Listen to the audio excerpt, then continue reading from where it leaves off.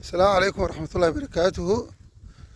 ولا شرطة الصومالية بلك جوكتا ويد السلامي وذي اسكت غانين اللي جركها وصوت كبدنا هذه نكو بورني إنها سعتت مركا ماشان منديرا runtii ilaahay subxaana wa mahad iskale barwaaqa taalla nabadgelya taalla allah ugu waariyo waxaa taalla dhirtan waad arkaysaan geeda aad iyo aad meel kasta laga mariyo magaalada gudaheeda meel kasta laga badiyey oo la abuuray allah subxaana wa tacaala ayaa mahad iskale ka bacdina say ummaddii sheegeen gabaniga hore علي روبا يتيم كيس أي واحد قدم بيسي لي شيء أي أنا ما هذا قاعدو مركا أنت مركا نوجد بو إذا واحد ما ما إلا مقالة هو صدق يعني إلا مقالة لغينة تاكسي واحد مقاتيه بجاجي واللغينة مركا وين تومكي يكون أو تلاب عن صور لعبه وصوت كها مركا بدنا واحد لقيه با إني روان يعني عروتوda qurbaha dhaqan celis u soo celiyaan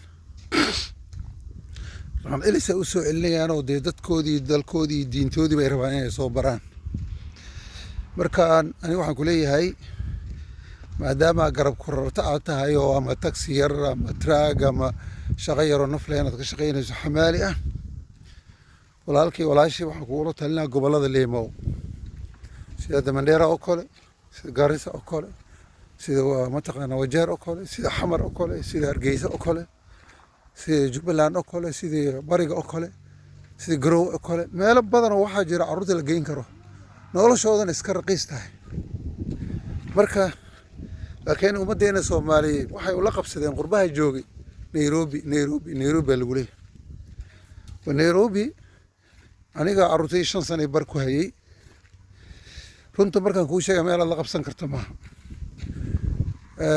كل إسكول واجران الحمد لله إسكول واجران لكن هذه الدور كانت كجويسة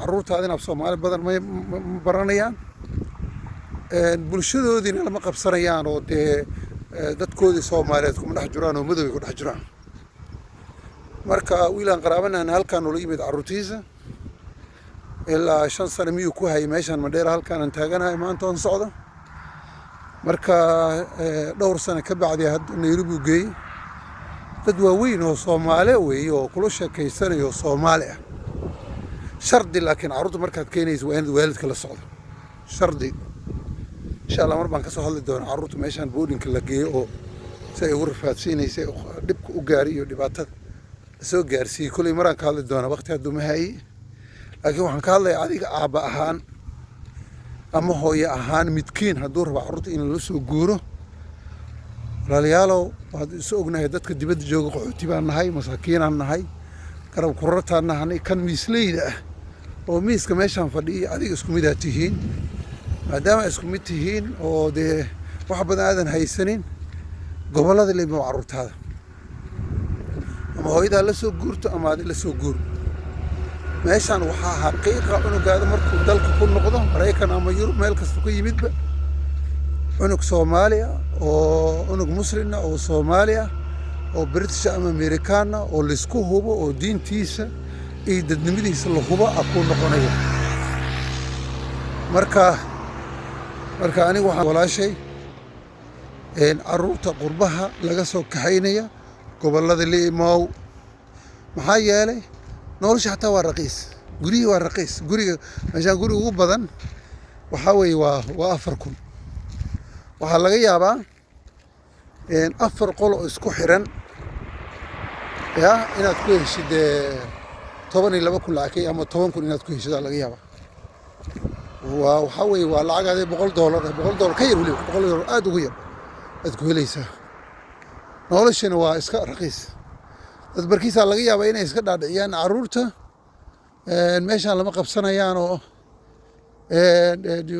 dhibaa soo gaaraya oo waxaas waa mentality qofka asaga ku rakiban waay carruurta waa la qabsan karaane laakiin waxay u baahan tahay sabar iyo cunuga in maal badan la geliyo hadduu xanuunsado hospitaal fiican iskuul fiican madarso fiican in la geeyo.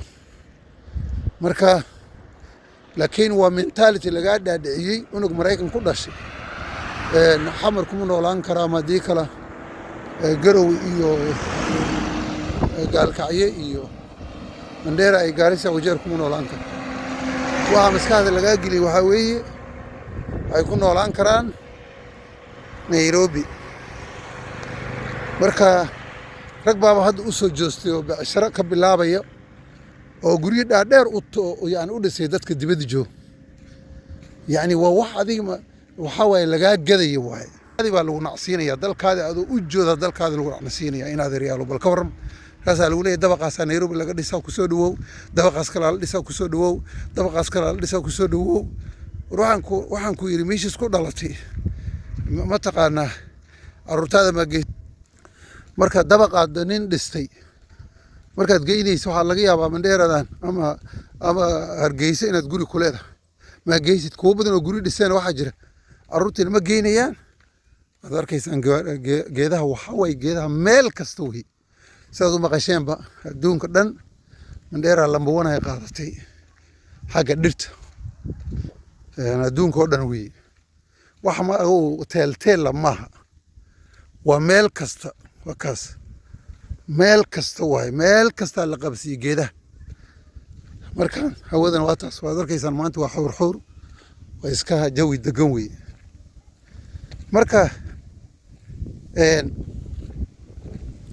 marka ani waxaan kaaga digayaa walaalkay walaashay oo Maraykan ku nool ama Yurub, Australia, Canada.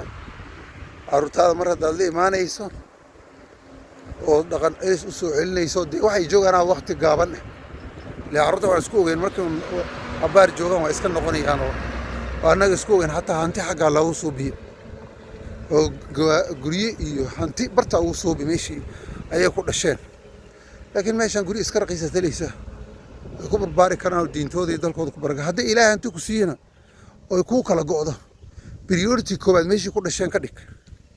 Maraykan guri ka gado, Yurub ka gado, Australia kana meeshii ku dhasheen ka gado. ka bacdina haddaa ilaahay hanti ku siiya halkan guri ka gado. ka bacdi soo celi diintooda iyo dadkooda meeshan ku bartay. dad badan xataa aan soo celin waxaa jira carruurtii 100% fiican yihiin oo meesha iska joogeen oo laakiin maal geliyeen. kuwa aan maal gelin waan ognahay insha Allah hadda Nairobi markaan u tagay soo duubi doonaa kuwa badan oo dabaqi dhiseen oo halkaasna homeless waxba haysan oo maalin kasta ku dhahaya inay gaalada guri ma isiiyaan bed and breakfast ay dijiyeen inta iga bixiyaan inta ay mariyeen. waa qof naftiisa khiyaanay maartad wiilga qof naftiisa khiyaanay maartad guri weyn oo filla ana xamar ku leeyahay Nairobi waa qof naftiisa khiyaanay. marka insha Allah ta'ala maanta waxaan rabaa intaas inaan la qaybsado. haddaad qurbaa ku nooshahay carruurtaada dhaqan celis u soo celinayso ha iswaalin. waa ka petrol stationki haas meeshaan facility kasta wax kasta yeela petrol stationki weyn badan waa kaas. dad adeeg kaa lacag badan oo kaa hanti badan oo kaa wanaagsan oo kaa nolol wacan iyo halkan ku nool. marka waxba ha isdhihin anigu waxaan joogaa Maraykankaan joogaa Yurubaan joogaa iyo waxba ha isdhihin in lagaa nolol fiican yahay oo lagaa sharaf badan yahay 100%. marka intaasaan rabaa maanta inaan la qaybsado. baarakallahu fiikum. ha hilmaamin inaan naftaada ka taxadirtid. ilaahay subxaanahu watacaala wuxuu yidhi walaa taqtuluu anfusakum ina allaha kaana bikum raxiima. soo maahan naftiin hadilina ilaahay waa idin naxariis badan yahay. marka walaalkayow naftaada xamaalaha ku dilin, naftaada biilaana ku dilin, naftaada gaajaha ku dilin. intaad leedahay aniga guri dabaq Nairobi ku yeelan dhisaa iyo tan ku jira oo niyow dee program fara badan ku jira intaad leedahay naftaada ha dilin, xoolahaada ka noolow.